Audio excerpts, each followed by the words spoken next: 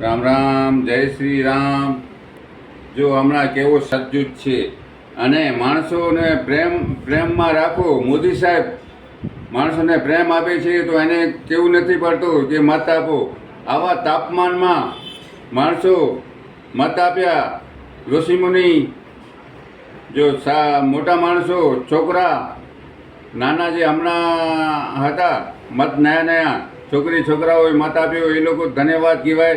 અને બહુ ઉત્સાહ હતો અને સારામાં સારો મતદાન થયો. જો આવા વડાપ્રધાન શ્રી જોરદાર કામ કરે છે તો એને કેવું નથી પડતું કે મત આપો.